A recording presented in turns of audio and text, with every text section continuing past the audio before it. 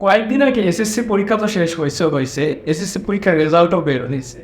SSC পরীক্ষার মধ্যে যারা যারা ভালো করছো তাদের খুবই খুবই খুবই অভিনন্দন। অ্যান্ড যারা হয়তো একটু খারাপ করছো বা ভালো করতেও পারেনি তাদের কিন্তু আরও বেশি করে অভিনন্দন। বিকজ এই যে এখানে একটু যে খারাপ হলো না, এটাকে সাহস করে শক্তিটা সঞ্চয় করে সামনে কিন্তু এগিয়ে যাও, যেটা কিন্তু তোমাদের খুব কাজে লাগে। এখন আমাকে বলেন কি, আমি যখন এসএসসি পরীক্ষা শেষ হলো তখন হচ্ছে 70,000 টাকার আশপাশে একটা এসএসসি বিল হচ্ছে পাবলিশ করছিলাম। তখন বলছে না ভাইয়া, যতই আপনারা 70,000 টাকা বিল করেন স্টুডেন্টদের কিন্তু বাজেটটা এত বেশি হয় না। তো বললো যে আরেকটা বিলটা একটু কমের মধ্যে দেওয়া যায় কিনা একটু দেখেন, একটু কনসিডারেট হন। সবার কথা মাস্ট বলার কথা চিন্তা করেন। হচ্ছে ঠিক আছে, আজকে আমরা আরেকটা এসএসসি স্পেশাল বিল দিব যেটা 45,000 টাকার নিচে হবে, যেটা কিন্তু আমার মনে হয় খুবই ওয়ার্কওয়েল বাজেট।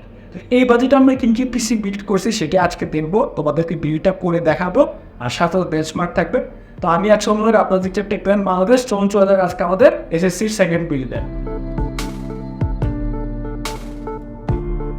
তাহলে এই বিল্ডে কিন্তু ফান্ডামেন্টাল কিছু জিনিস সেমই রাখতেছি আমি। সেটা হচ্ছে প্রথমে প্রসেসর হিসাবে যেটা নিয়েছি Ryzen 5600। এটা নেওয়ার রিজন হচ্ছে ওই বিল্ডের নিয়েছিলাম বিকজ AM4 এর এই বাজেটের মধ্যে এটা one of the most reliable একটা প্রসেসর। 5 থ্রেডের 4.4 GHz ম্যাক্স ক্লক স্পিড পর্যন্ত যায়। অ্যান্ড এইটা বাই ডিফল্ট একটা চয়েস হয়েই যায় আসলে, বিকজ খুবই খুবই ভালো একটা প্রসেসর। এটার সাথে তো পেয়ার করতে হবে একটা মাদারবোর্ড। ও এটা দামটা একটু বলে রাখে, 11,800 টাকা প্রাইস এখন হচ্ছে কারেন্ট মার্কেট অনুযায়ী। এটার সাথে যেটা পেয়ার আপ হয়েছে সেটা হচ্ছে Gigabyte B450MK 10,000 টাকার নিচের মধ্যে স্টেবল চিপসেট অনুযায়ী একটা বেশ ভালো মাদারবোর্ড। অ্যান্ড এটা হচ্ছে PCI Gen 3 মাদারবোর্ড, দুইটার NVMe স্লট, তারপর হচ্ছে দুইটা র্যাম স্লট সবই পাওয়া যায়। চিপসেটটা মোটামুটি ভালো হয়েছে, যেটা আমরা ফার্দার হচ্ছে বেঞ্চমার্কে দেখবো। অ্যান্ড তার সাথে আমরা র্যাম হিসাবে যেটা নিয়েছি সেটা নিয়ে একটু কথাবার্তা বলা দরকার। র্যাম হিসেবে যেটা নিয়েছি সেটা হচ্ছে প্যাট্রিয়টের সিগনেচার। এটা হচ্ছে 8GB দুইটা স্টিক নিয়েছি। অ্যান্ড এটার প্রাইস হচ্ছে একটা 200 টাকা পড়ে, দুইটা হচ্ছে 4200 টাকা পড়বে। 3200 মেগাহার্টজ মোটামুটি টাইমিংও ভালো আছে, টাইম ওয়ান বেসড র্যাম। অন্তত এটা তো লেখা আছে। অ্যান্ড প্লাসের টাইমিংটা CR22 এটা লেখাও আছে সব টাইমিংটা। অ্যান্ড এটার সাথে এসএসডি হিসাবে মেমোরি সেল, যেহেতু এসএসডি হিসাবে গিগাবাইটের হচ্ছে 256GB NVMe SSD এটা নিয়েছি আমরা, যেটা একটা বেশ রেপুটেবল SSD। আমি যতটুকু দেখছি যে মার্কেটে ভালো রেপুটেশন ছিল, TBW রেটিং, ওয়ারেন্টি সব মিলে। এইটার পারফরমেন্সটা কেমন সেটা তো আমরা বেঞ্চমার্কে দেখবই। এখন একটু গ্রাফিক্স কার্ড একটা অ্যাড করছে, ওটা নিয়ে একটু কথা মতো বলা দরকার। তো গ্রাফিক্স কার্ড একটা কি অ্যাড করছে সেটা চলুন দেখা যায়। গ্রাফিক্স কার্ড হিসেবে আমরা এই বিল্ডে ম্যাক্সানার RX 580, যেটা একটা ছদ্মবেশী 570, এটা নেওয়ার কারণ হচ্ছে এইটা হচ্ছে এই বাজেটের মধ্যে সবথেকে রিনাউন্ড জিপিইউ। আগে তো মানুষ পেলাডিন নিত, তো পেলাডিনে এখন রিলায়েবিলিটি ইস্যুর কারণে অনেকে নেয় না। তো ওই সময়টাই ম্যাক্সান হচ্ছে মার্কেটে এন্টার করছে। অ্যান্ড ম্যাক্সানের জিপিইউ ইজ গুড। তোমরা যারা হচ্ছে এসএসসির পরে যখন হচ্ছে কলেজে ভর্তি হবে তখন যদি একটা পিসি বিল্ড করা অ্যান্ড ওই সময় বাজেট ওয়াইজ যদি একটা ডিসক্রিট জিপিইউ নিতে পারো, সেটা কিন্তু অনেক অ্যাডভান্টেজ ভবিষ্যতে পাবা। অ্যাডভান্টেজটা যে শুধু একাডেমিক বা তোমার স্কিল বিল্ড আপের ক্ষেত্রে হবে তা না, এন্টারটেইনমেন্ট পারপাসের ক্ষেত্রেও 580 কিন্তু একটা 8GB জিপিইউ। অ্যান্ড অনেকগুলো গেমই কিন্তু মোটামুটি মিডিয়াম প্রিসেটে বা হাই প্রিসেটেও বেশ ভালো একটা ডিসেন্ট FPS মেনটেন করে খেলা যায়। তো কেমন গেমিং হয় সেটা তো আমরা পরবর্তীতে দেখবো। তো এই জিপিইউটা হচ্ছে এখন প্রাইসটা হচ্ছে 11,800 টাকার আশপাশে, যেটা ফ্লাকচুয়েট করতে পারে। এইবার যেটা নিয়ে কথাবার্তা বলা দরকার ম্যাক্সাম জিপিইউর পর, সেটা হচ্ছে আমাদের পাওয়ার সাপ্লাই। পাওয়ার সাপ্লাই হিসেবে আমরা যেটা নিয়েছি সেটা হচ্ছে গেম ডিয়াসের Aura GP450 power supply, which is good. কেবলগুলো সবগুলো ব্রেডেড না, তাই দেখতে একটু কেমন যেন লাগে। বাট যেহেতু তোমাদের কথা চিন্তা করে আমি একটা বিল্ড করতেছি যেটাতে হচ্ছে আমার একটা বাজেটের কনস্ট্রেন্ট আছে, সব গণমানুষের কথা চিন্তা করে বিল্ড করতে হচ্ছে, এর জন্য Aura GP450 দেওয়া। এটার বক্সের পিছনে এটা রেল পাওয়ার মোটামুটি সব দেওয়া আছে, কোন রেলে কত অ্যাম্পিয়ার আর কত ওয়াট ডেলিভারি করে সব মোটামুটি দেওয়াই আছে। অ্যান্ড এটা তোমরা ওয়ারেন্টিও পেয়ে যাবে মোটামুটি 2-3 বছরের। অ্যান্ড তার সাথে এটা প্রাইসটা হচ্ছে মাত্র 2700 টাকা। অ্যান্ড এই বিলটাকে পাওয়ার আপ করার জন্য ফার্দার যদি কোনো মেজর আপগ্রেড না হয়, 450 ওয়াটের power supply is more than good enough. এটাতে যদিও কোনো 80+ ব্রোঞ্জ সাপ্লাই নাই, বাট ওটা আসলে দরকারও নাই। 80+ সার্টিফিকেশন ইজ নট দ্য একদম মেইন থিং যেটা সবাই মনে করে। ওটা কিন্তু একটা ডিফারেন্ট জিনিস, ওটা নিয়ে পরবর্তীতে কোনো এক ভিডিওতে ডিসকাস করবো। বাট এটা যেটা দিছি ইটস গুড টু গো, 2700 টাকায় পেয়ে যাবা। এখন যেটা নিয়ে কথাবার্তা বলা দরকার সেটা হচ্ছে এই বিল্ডে আমরা কী কেসিং ইউজ করছি তোমাদের জন্য, সেটা একটু চলো দেখা যায়। কেসিং হিসেবে আমরা যেটা পিক করছি সেটা হচ্ছে অ্যান্টেকের AX20 এলিট বেসিক গ্রেডের একটা কেসিং, যেটা হচ্ছে তোমার 4টা প্রিইনস্টল ফ্যান সহ আছে। ফ্যানগুলোতে হচ্ছে কেসিংয়ে হচ্ছে তোমরা টিপ দিয়ে হচ্ছে এটার কালারটা চেঞ্জ করতে পারো না, এমনিতে 8GB সিঙ্কে ঘোরে, বাট মাদারবোর্ডের সাথে একটা সিঙ্কিং অপশন আছে যেটাতে বেসিক কিছু চেঞ্জ তোমরা করতে পারবা। অ্যান্ড এইটা হচ্ছে মোটামুটি ATX মাদারবোর্ডের জন্যই কেপাবল। এখানে হচ্ছে সেরকম তোমার হেডরুম নাই, এআইয়ের হেডরুম নেন এই বিল্ডে এর চিন্তা কি বা করে, বাট যা আছে আই থিঙ্ক একটা টেম্পার গ্লাসও আছে, টেম্পার গ্লাসের কোয়ালিটিটা খুব ভালো, জিপিইউ শার্পটা ভালো মতো কভার্ড আছে। Build quality material wise aluminium যেটা ইউজ করছে খুব যে টপ গ্রেডের অ্যালুমিনিয়াম বা খুব শক্ত সামর্থ্য জিনিস তা নয়, বাট কাজ চলে যাওয়ার জন্য অ্যান্ড মোটামুটি তোমাকে একটা অ্যাস্থেটিক দেওয়ার জন্য এটা কিন্তু বেশ ভালো একটা কেসিং, তোমরা নিতে পারো। এই কেসিংটার প্রাইস হচ্ছে এখন 3200 টাকার আশপাশে, যেটা কিন্তু একটা বেশ ভালো প্রাইসিং পয়েন্টে, অন্তত আমাদের যে বাজেট কনস্ট্রেন্ট সেটা কিন্তু খুব ভালো মতো ফিল আপ করে দেয়। যাই হোক, এই কেসিংয়ে আমরা আরও কিছু অ্যাসেম্বলির কাজ টাজ বাদ আছে, অ্যাসেম্বলি করার সময় আমি এই ভিডিওটা করতেছিলাম। এটা করার পর হচ্ছে আমরা বেঞ্চমার্কে চলে যাব। তার আগে বলে রাখি, পুরো জিনিসটা যদি তোমরা হচ্ছে ক্যালকুলেট করো তাহলে টেকল্যান্ডের যে কোনো ব্রাঞ্চে 44,500 টাকায় SSC স্পেশাল রেজাল্ট দেওয়ার পর 44,500 টাকা কিন্তু এই বিলটা পেয়ে যাবা। এই বিলটা কতটুকু জাস্টিফাইড সেটা নিয়ে পরবর্তীতে কথা হবে। তো চলো এখন অ্যাসেম্বলি কিছু কাজ শেষ করে বেঞ্চমার্কগুলো দেখে আসা যাক।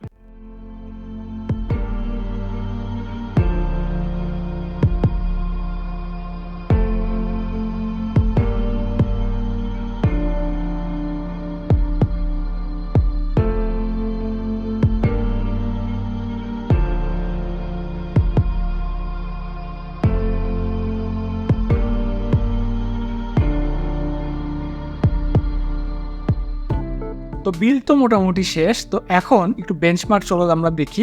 Geekbench 6-এ যখন এই পুরো সিস্টেমটাকে বেঞ্চমার্ক করতে বসে দিলাম, দেখলাম যে CPU পারফরমেন্সটা এখানে সিঙ্গেল করে প্রায় 2105-এর মতো, মাল্টি করে প্রায় 8739-এর মতো স্কোর পুশ করে, যেটা কিন্তু 56-এর জন্য বেশ ভালো একটা স্কোর এই বাজেটে, one of the best no doubt.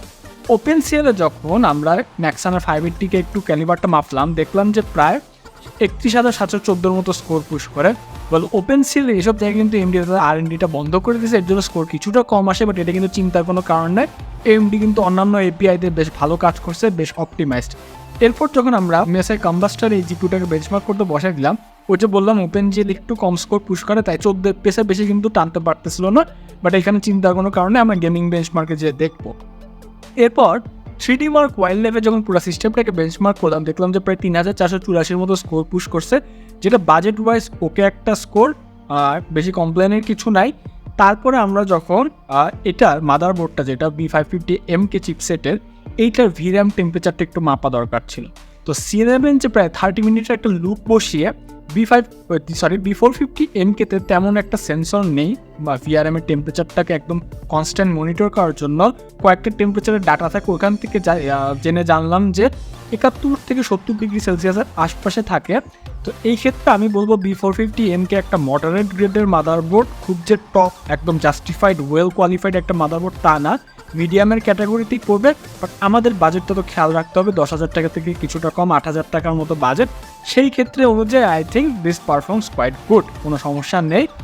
লাস্টে যখন আমরা ক্রিস্টাল ডিস্ক মার্কে আমাদের 256GB গিগাবাইটের NVMe SSD-টা ক্যালিবার মাপতে হইলো, তখন দেখলাম যে রিডে প্রায় 2256 MBPS অ্যান্ড রাইটে প্রায় 1800 MBPS-এর মতো স্পিড পাচ্ছিল, যেটা কিন্তু বেশ ভালো। এরপর আমরা গেমিং বেঞ্চমার্ক শুরু করলাম। গেমিং বেঞ্চমার্কের ক্ষেত্রে প্রথমে কিন্তু আমরা একটা হেভি ট্রিপলের টাইটেল Cyberpunk 2077-টা মিডিয়াম পিসেটে বেঞ্চমার্ক করতে বসায় দিলাম, কোনো রকমের হচ্ছে আমরা FSR অন না করে। তো যখন বেঞ্চমার্ক করলাম দেখলাম যে Cyberpunk কিন্তু অ্যাভারেজে প্রায় 44 FPS অ্যান্ড 1% মতো 32 FPS-এর মতো আউটপুট দিচ্ছিল, যেটা কিন্তু বেশ ভালো। হ্যাঁ, ট্রিপলের টাইটেল গেমগুলো যে মিডিয়াম বা হাই পিসিটা এত ভালো মতো খেলতে পারবে, এটা কিন্তু একটা বেশ ভালো একটা ব্যাপার। এটাকে আমি যখন আমরা অ্যাক্সেলারেট করলাম, দেখলাম যে Watch Dogs Legion যখন মিডিয়াম পিসেটে বেঞ্চমার্ক করলাম, দেখলাম যে সিস্টেমটা প্রায় অ্যাভারেজে 54 FPS অ্যান্ড 1% মতো 43 FPS-এর মতো মেনটেন করতেছে। লাস্টে আমরা Far Cry 6, যেটা একটা AMD ঘেঁষাই গেমটা আমরা হাই প্রিসেটে খেলছি এবার, তখন দেখলাম যে অ্যাভারেজে প্রায় 50 FPS অ্যান্ড 1% মতো 42 FPS-এর মতো আউটপুট দিচ্ছে। তো বলাই যায় যে 580 and 5600 কম্বোটা কিন্তু তোমরা যদি গেমিং করো সেই ক্ষেত্রেও বেশ ভালো মতো সাপোর্ট দিয়ে দেবে। তো এই ছিল মোটামুটি বেঞ্চমার্ক। এখান থেকে ধারণা আসলে পাওয়াই যায় যে সিস্টেমটা কিন্তু বেশ জাস্টিফাইড। তো এবার কনক্লুশনে কিছু কথা বলে জিনিসটা শেষ করে দিই চল। তাহলে শেষটা আসলে কি বলা যায়, দেখো তোমরা হচ্ছে SSC পরীক্ষা দিছো অ্যান্ড তোমরা যথেষ্ট স্মার্ট জেনারেশন, এই পিসিটা কেমন হলো, কোন দিক দিয়ে কী অ্যাঙ্গেল দিয়ে তোমাকে কীরকম ক্যালিবার দিবে বেঞ্চমার্কে, সেটা কিন্তু হচ্ছে আমি দেখাই দিছি। এখানে বেশি কিছু বলার নেই, জাস্ট প্রাইসটা আরেকবার বলে দিই। 44,500 টাকার মধ্যে পুরো সিস্টেমটা পেয়ে যাবে। বাট একটা কথা মনে রাখবা কি, তোমরা কিন্তু যারা এখন বড় হচ্ছ, এরপরে কলেজে যাবা, অফকোর্স ইউনিভার্সিটিতে যাবা, আশা করি তোমরা সুস্থ থাকবা, তোমাদের বাবা মা সুস্থ থাকবে। অ্যান্ড একটা জিনিস কি, পড়াশোনা জিনিসটাই সব, আবার পড়াশোনা জিনিসটা কিন্তু সব না।